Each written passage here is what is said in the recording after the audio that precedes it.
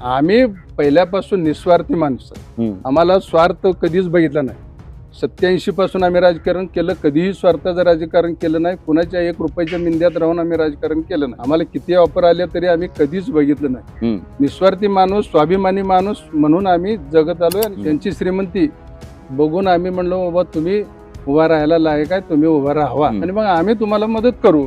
म्हणून आम्ही प्रत्येक घरोघरी त्यांना पोहोचवलं. ऐन वेळेला त्यांनी पलटी मारली, गद्दारीपणा केला आणि एका ठराविक विघ्न संतोषी माणसाने त्यांना भाजपमध्ये नेलं आणि आमचा गट सगळा पोरका पडला. 28 गावात फिरून सगळ्याची चर्चा केली की मग त्या लोकांना उठाव असं झाला की गद्दार माणसाला पण स्वीकारायचं नाही. गेले ते गेले, आपण आपल्या पद्धतीनं करूया, काही अडचण होणार नाही, तुम्ही उभा राहा आणि सामाजिक सेवा करताय. तुम्ही पहिल्यापासून सामाजिक सेवा करत आला, त्याच पद्धतीनं करत राहा. ज्या वेळेला 2009ची परिस्थिती झाली होती त्यावेळेला नानाकडं पैसा नव्हता. पुढे समोर राज्याचे उपमुख्यमंत्री होते, पैसेवाले होते, तरी आमच्या स्वाभिमानी जनतेनं त्यांना न बघता नानांकडे साधा माणूस म्हणून, आपल्या कामाचा माणूस म्हणून त्यांनी पाहिलं आणि त्यामुळं लोकांनी त्यांना भरभरून मतं दिली. त्याच पद्धतीनं आजही आमच्या गटात स्वाभिमानी जनता नानाच्या विचाराशी तशीच बांधील आहे. आम्ही पैशानं कमी असलो तरी माणुसकीनं चांगल्या पद्धतीचं आहे. त्यामुळे लोक म्हणली, दौला मामा तुम्हीच उभा राहा, आम्ही सगळी सपोर्टिंग करतो. नानावर प्रभावित होऊन हा ड्रेस परिधान करायला चालू केले. ही टोपी मी पूर्वी घालत नव्हतो. ज्या वेळेला नानांचा प्रभाव आमच्यावर पडला त्यावेळेला ही टोपी, हा पेहराव, हा गंध नानाच बघून शिकलो. नुसतं कपड्याचा पेहराव शिकलो नाही, त्यांचे विचार वारसा घेऊन आम्ही पुढे जातो. मी नानांना फोन केला की हो नाना, आमच्या गावात अशी अशी एक घटना घडली, काय झालंय, पावसात वीज पडून खोंड मेला. तर मग म्हणले ठीक आहे, थांबा, मी आलो लगेच. आणि त्यांनी 1 तासाच्या आत इथं हजर झाले. 1 तासाच्या आत पॅन्ट वर करून चिखलातून रानात वस्ती असताना त्या माणसाची त्यांनी भेट घेतली. आम्ही सगळेजण भेट घेतली आणि त्यांना दिलासा देऊन, तू घाबरू नको, मी आहे. त्यावेळेला त्यांनी 15,000 रुपयाची रोख मदत केली. नानांनी आम्हाला अशी शिकवण दिलेली आहे की बाबा सर्व जातीला समावेश धरून चाला. त्या पद्धतीने आम्ही आज भगीरथ दादा सोबत सुद्धा सर्व जातीला मिळून मिसळून जातोय, काम करून घेतोय. उठलं आपल्या लोकांची सेवा करणं एवढंच काम आमचं. आमची पोरं वेल सेटल झालेत, त्यामुळे आमचं काय व्यवसायाशी निगडीत त्यांचं ते आहेत. सुनबाई आहे, ते सगळं आमचा पुढं वारसा चालवतात. त्या माझ्या कामाचा प्रभाव बघून त्यांनी राजकारणात, समाजसेवेत रोल घेतलेला. आणि ही लढाई गरीब धनगर विरुद्ध श्रीमंत धनगर याची लढाई आहे आणि लोक साहजिकच आमच्या गरिबाच्या मागे राहतील. जी जनता आमच्या गटातली आहे ती स्वाभिमानी जनता मला कधीही विसरणार नाही. त्यामुळे पैसेवाल्याकडं किती जरी पैसा असला, काही जरी असलं तरी ते त्यांच्या मागे लागणार नाही. नमस्कार, मी अविनाश. महाराष्ट्र माझामध्ये आपणा सर्वांचं स्वागत. दर्शको, जिल्हा परिषदेच्या निवडणुकांची रणधुमाळी सुरू आहे आणि आपण जिल्हा परिषदेच्या वेगवेगळ्या गटांमध्ये जाऊन तिथल्या स्थानिक लोकांना नेमकं काय वाटतं, त्यांच्या काय समस्या आहेत, तिथले उमेदवार नेमके कोणते मुद्दे घेऊन या निवडणुकीच्या मैदानामध्ये, रणांगणामध्ये या अंगानं खरं तर काम करतोय. त्यामध्ये ग्राउंड रिपोर्ट, पॉडकास्ट आणि विश्लेषणाचे काही व्हिडिओ घेऊन खरं तर आपण या निवडणुकांमध्ये पुढे चाललोय. आता देखील मी मंगळवेढा तालुक्यामधली अतिशय महत्वाची, तशा अर्थानं चर्चेला आलेली आणि खरं तर ऐन वेळेला एका बाजूला तयारी करणारा उमेदवार दुसऱ्या बाजूला निघून गेल्याची ही निवडणूक आहे.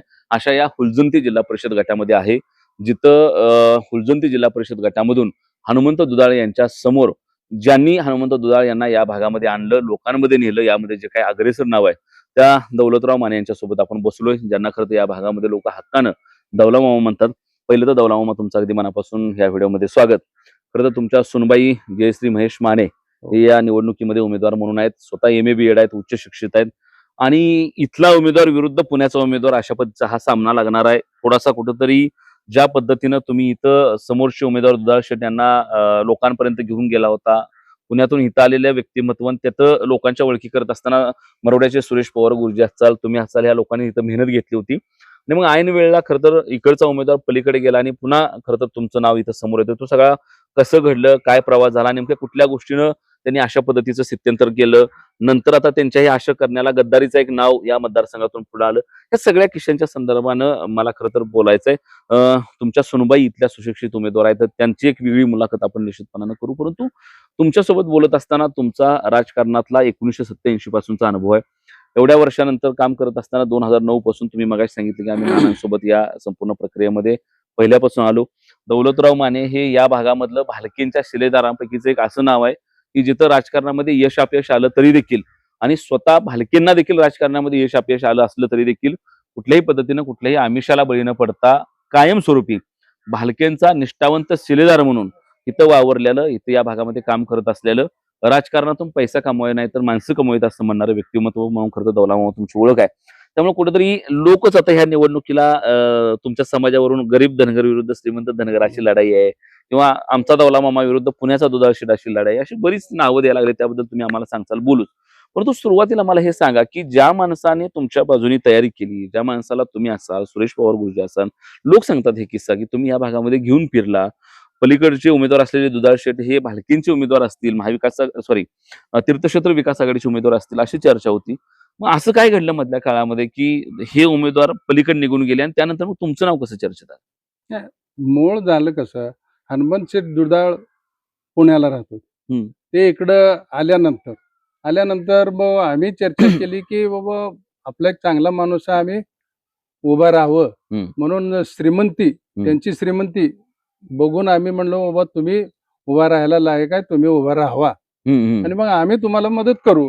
म्हणून आम्ही प्रत्येक घरोघरी त्यांना पोहोचवलं, घरोघरी नेलं, घरोघरी सगळं ही केलं. प्रत्येक वेळेला आम्ही त्यांच्या सोबत आहे, सगळं घरोघरी नेलं. आयने वेळेला त्यांनी पलटी मारली, गद्दारीपणा केला आणि एका ठराविक विघ्न संतोषी माणसाने त्यांना भाजपमध्ये नेलं आणि आमचा गट सगळा पोरका पडला. त्यामुळं पुढं काय झालं की लोकांनी पुन्हा आम्हाला फोनवर बोलले, सगळं हे केलं.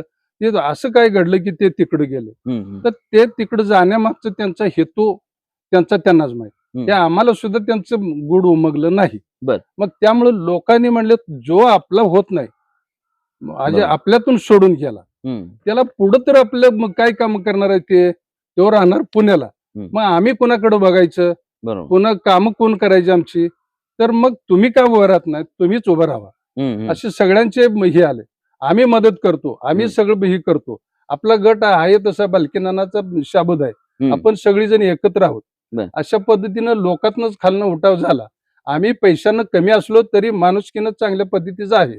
त्यामुळे लोक म्हणली दौला मामा तुम्हीच उभं राहा, आम्ही सगळी सपोर्टिंग करतो. त्यामुळे मग आम्ही सगळ्यांशी विचार केला, 28 गावात फिरून सगळ्यांशी चर्चा केली की मग त्या लोकातनं उठाव असा झाला की गद्दार माणसाला आपण स्वीकारायचं नाही. गेले ते गेले, आपण आपल्या पद्धतीनं करूया, काही अडचण होणार नाही, तुम्ही उभा राहा आणि सामाजिक सेवा करताय, तुम्ही पहिल्यापासून सामाजिक सेवा करत आला त्याच पद्धतीनं करत राहा. आम्ही कोणाला विचारायचं की बाबा या गटातला हा माणूस आहे, इथं कुठलेही प्रश्न आपण सोडवू, अशा पद्धतीनं आम्ही बी त्यांना शब्द दिला. त्यामुळे ते म्हणले ठीक आहे, तुम्हीच उभा राहा, पैशानं कमी असेल तरी चालेल, पण आपण सगळीजण मिळून करू. बरोबर. आता हे सगळं होत असताना तुमची उमेदवारी लोकातून आले किंवा लोक म्हणाले की तुम्ही ज्यांना आणले ते जर तुमचे झाले नाही तर उद्या आमचे कसे होणार आहेत, आणि त्यातून मग उमेदवारी उभी राहिली. हे करत असताना तुम्ही काय राजकारणामध्ये तशा अर्थाने नवे नाही, जवळपास 35-36 वर्षाचं इथलं तुमचं वैयक्तिक राजकारण आहे, नानांपासूनचं 2009 पासूनचं राजकारण.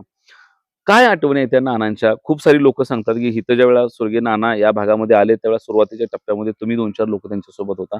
कशी सुरुवात झाली नानांच्या राजकारणाची ह्या भागामध्ये, आणि असे काही किस्से आहेत का की बाबा त्या किस्स्यांकडे बघून आम्ही नानांकडचं राजकारण शिकलो? नाना एक असे माणूस, स्वाभिमानी माणूस म्हणून आम्ही नानांना एकूण 2009 पासून आले तेव्हापासून आमच्या सोबत, म्हणजे आम्ही त्यांच्या सोबत आहे तेव्हापासून आम्ही त्यांच्या सोबत काम करतोय, खांद्याला खांदा लावून काम करतोय.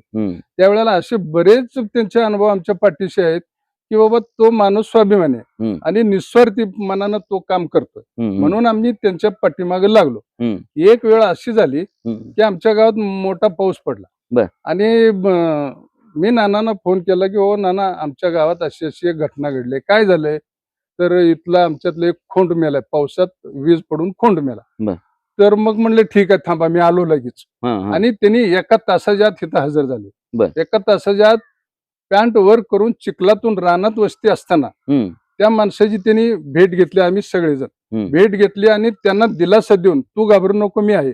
त्यावेळेला त्यांनी 15,000 रुपयाची रोख मदत केली. अशी माणसं आम्हाला पाहिजे, ती निस्वार्थी माणसं, म्हणजे काम करणारी माणसं, म्हणून आम्ही त्यांच्या पाठीमागे लागलो. तेव्हापासून आमचा गाव बऱ्यापैकी नानाच्या माग चालू झाला. दुसरी गोष्ट आम्हाला दुष्काळामध्ये चारा छावणी काढायची होती. मग आम्ही नानाला प्रस्ताव दिला, बाबा आमच्या गावात भीषण दुष्काळ आहे आणि आम्हाला चारा छावणी काढायची.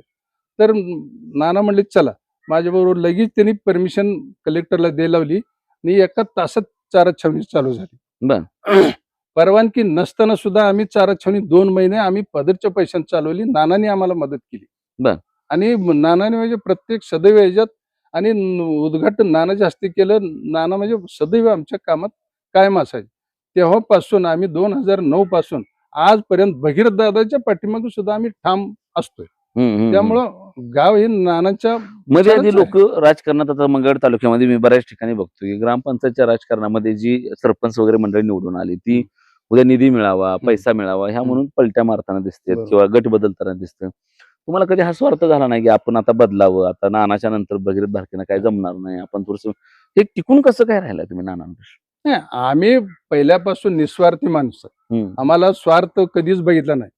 87 पासून आम्ही राजकारण केलं. कधीही स्वार्थाचं राजकारण केलं नाही. कुणाच्या 1 रुपयाच्या मिंद्यात राहून आम्ही राजकारण केलं नाही.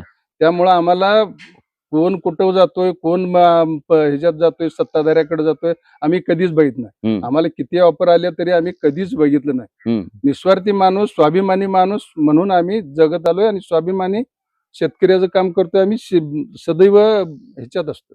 आता हे समोर तुमच्या एवढी धनधानगी माणसं पलीकडे आहेत. दुधाळ शेठ एक भलं मोठं प्रस्थ आहे, आर्थिक सोबत असलेले लोक आहेत, आमदार इथं सत्ताधारी आहेत, त्यांची मोठी ताकद आहे. अशी सगळी मातब्बर आर्थिक सोबत असलेली प्रचंड पैसा असलेली लोक पलीकडे असताना त्यांच्या विरोधात आपण कसं लढावं, आपण टिकावं तर लागेल का, आपण टिकू शकू का, उद्या कसा प्रचार करायचा, हा प्रश्न दौलाव मला पडला नाही.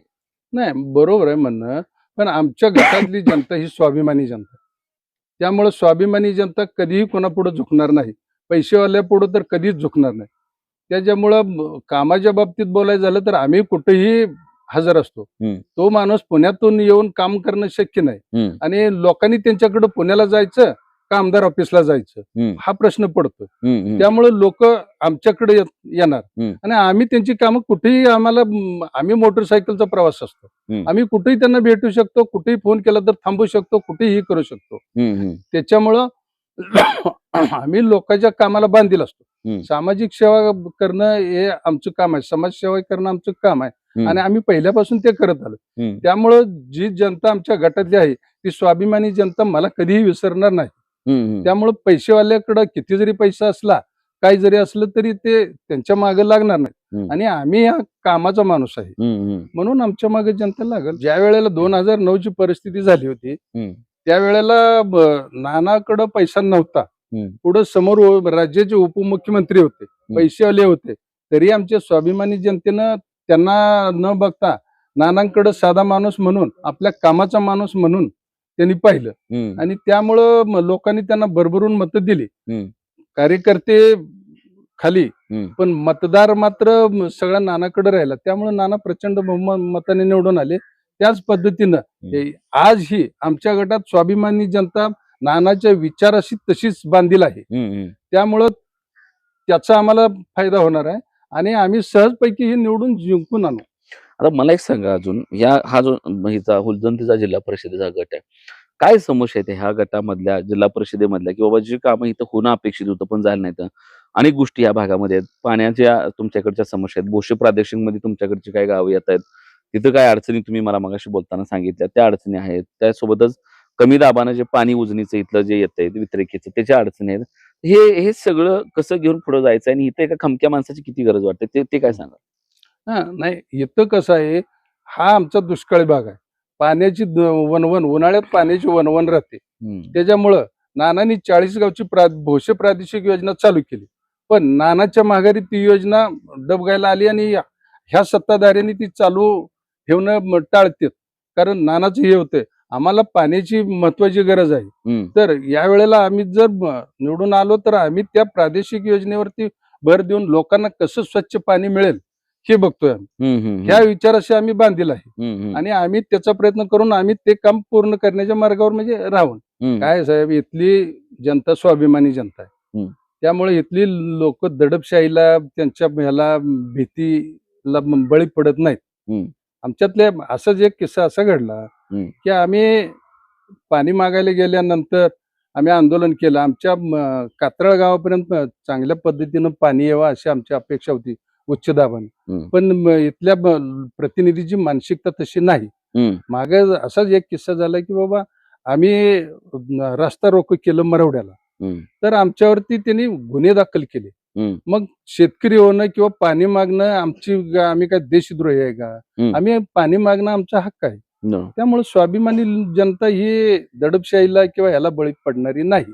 उद्या जिल्हा परिषदेच्या निवडणुकीच्या निमित्तानं खरं तर लोकांपुढे जाताना अनेक आव्हानं या भागाला असणार आहेत. पिण्याचं पाणी ही या भागाची पुढच्या उन्हाळ्यातली मोठी समस्या आहे.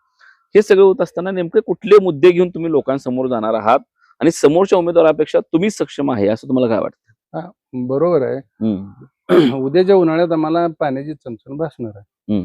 त्यामुळे मग तो समोरचा उमेदवार जो आहे तो पुण्यात राहतो. त्यामुळे मग तो कधी इथे येणार आणि ह्याच्यात लक्ष कधी घालणार?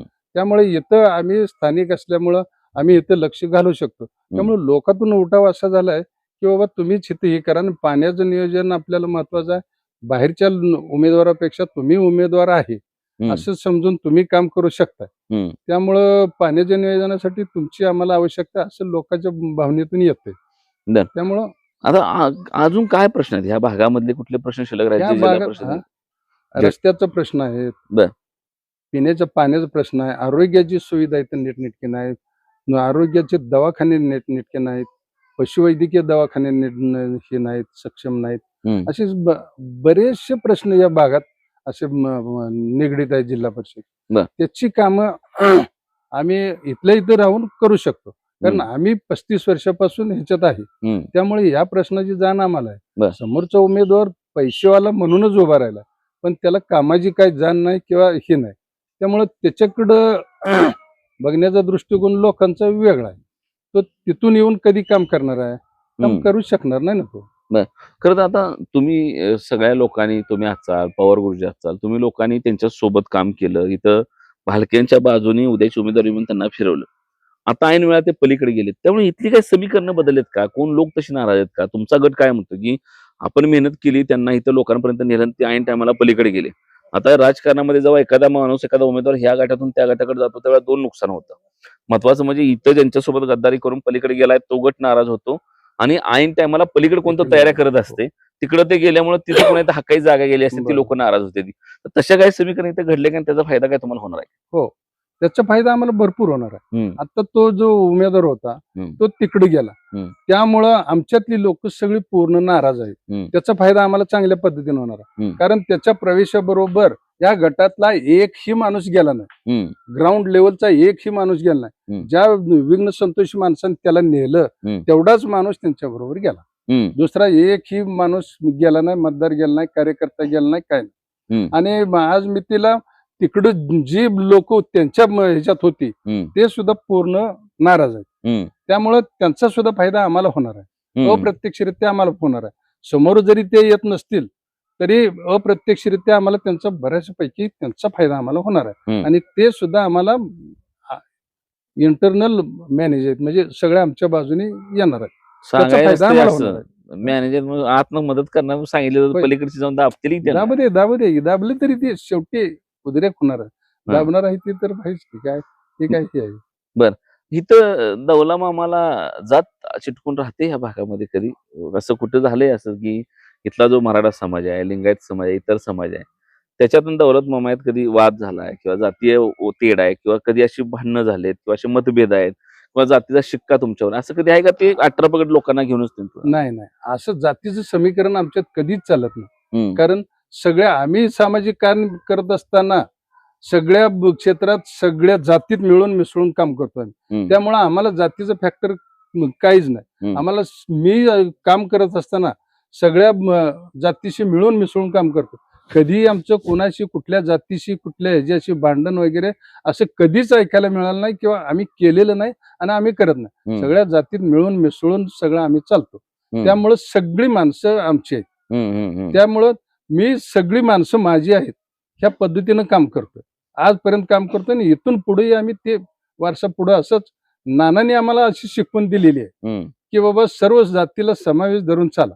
त्या पद्धतीने आम्ही आज भगीरथ दादा सोबत सुद्धा सर्व जातीला मिळून मिसळून जातोय, कामं करून घेतोय, सगळं हे होतंय आणि त्यांची फार मोठी मदत आम्हाला भगीरथ दादाची होणार आहे. आणि कसं झालं, जो माझ्या अंगात मी पेहराव घालतोय त्यावेळेस ज्या वेळेला नाना आमच्यात सोबत आले, आम्ही नानासोबत काम करायला लागलो, त्यावेळेला मी नानावर प्रभावित होऊन हा ड्रेस परिधान करायला चालू केले. ही टोपी मी पूर्वी घालत नव्हतो. ज्या वेळेला नानांचा प्रभाव आमच्यावर पडला, त्यावेळेला ही टोपी, हा पेहराव, हा गंध नानाच बघून शिकलो. नुसतं कपड्याचा पेहराव शिकलो नाही, त्यांचे विचार वारसा घेऊन आम्ही पुढे जातो आणि तोच आजपर्यंत आम्ही हे करतो. त्यामुळं नाना जातीभेद कधीच करत नव्हते. तसं आम्ही सुद्धा जातीभेद कधीच केला नाही आणि करणार पण नाही, इथून पुढे सुद्धा करणार नाही. कारण नानांची शिकवण आमच्या हृदयात कायम आहे. तीच शिकवण भगीरथ दादांनी सुद्धा चालू ठेवलेली आहे. त्याचं काय आहे, बालके हा जातीवादी माणूस नव्हता. त्यांनी कधीच जातीचा विचार केला नाही. सर्व 18 पगड जातीला घेऊन जाणारा माणूस. त्याच विचाराचा वारसा घेऊन आम्ही सुद्धा 18 पगड जातीला सोबत घेऊन पहिल्यापासून म्हणजे 1987 पासून 18 पगड जातीला घेऊन आम्ही राजकारण, समाजसेवा राजकारण करतोय. तसा प्रभाव आम्हाला जास्त 2009 पासून बालके ज्या वेळेला आमच्या मतदारसंघात आले, त्यावेळेला पासून त्यांनी सगळ्या जातीशी समाविष्ट म्हणून काम केलं. तसंच आम्ही सुद्धा करणार आहे. त्यांच्या जाती म्हणजे मराठा असून सुद्धा ते आमच्या जातीवरती एवढे प्रेम करतात, आमच्या धनगर समाजावर एवढे प्रेम करतात की इतर समाजावर सुद्धा त्याच पद्धतीनं प्रेम करतात. तशीच भावना आमची सुद्धा राहील आणि त्यांचा वारसा आम्ही कधीच सोडणार नाही. सगळे 12 बलुतेदार असू द्या, 18 बलुतेदार असू द्या, सगळे नाना विचारी घेऊन जात होते. त्याच पद्धतीनं आमची ही समविचारी सुद्धा सध्या चालू आहे. तीच समविचारी नानाच्या वारसाची पुढे घेऊन आम्ही जातो.